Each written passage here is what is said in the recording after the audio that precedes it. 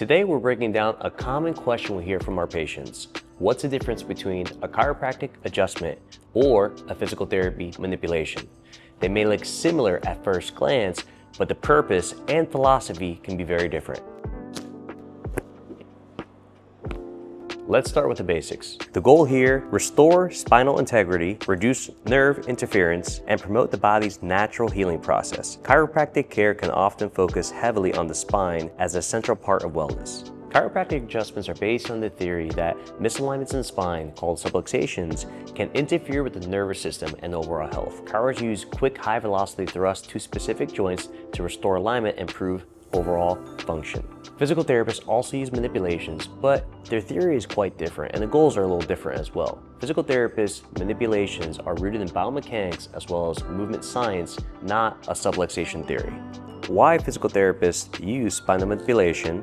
One is to provide immediate pain relief, especially with acute pain, whether it's in the mid-back, low back, or neck, improve range of motion that may be presented with stiff joints, and facilitating other treatments to make it more efficacious, such as exercise, postural re-education, or other manual therapies that we provide. Think of it as a way as unlocking the joint to improve function, improve joint mobility, as well as decrease tension on muscles that may be stuck in a position that is trying to move a joint but is restricted.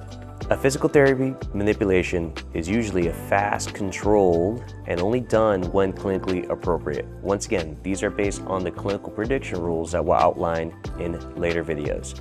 You might hear a pop or crack, aka cavitation, which is just gas releasing from the joint, and it should not be painful.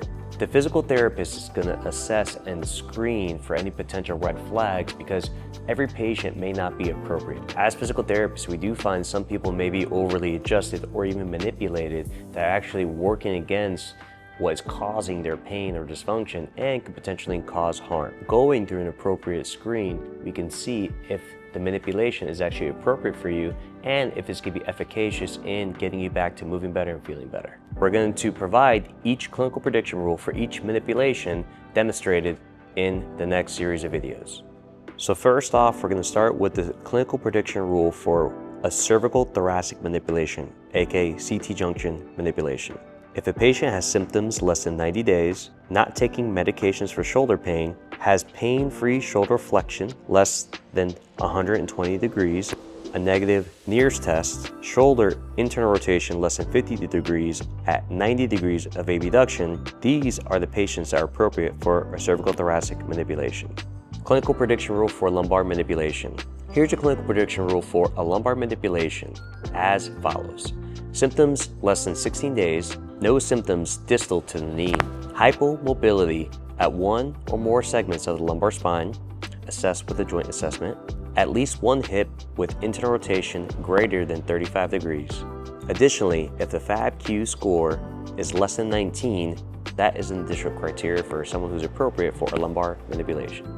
For the thoracic spine, the clinical prediction rule for a manipulation here is symptoms less than 30 days, no symptoms distal to the shoulder, looking up does not aggravate their symptoms, cervical extension, range of motion is less than 30 degrees, diminished upper thoracic kyphosis. Additionally, if the FAB-Q score is less than 12, this is an additional criteria to determine if a thoracic manipulation is appropriate. Here is the last clinical prediction rule for a cervical manipulation to determine if someone's appropriate for a cervical or neck manipulation.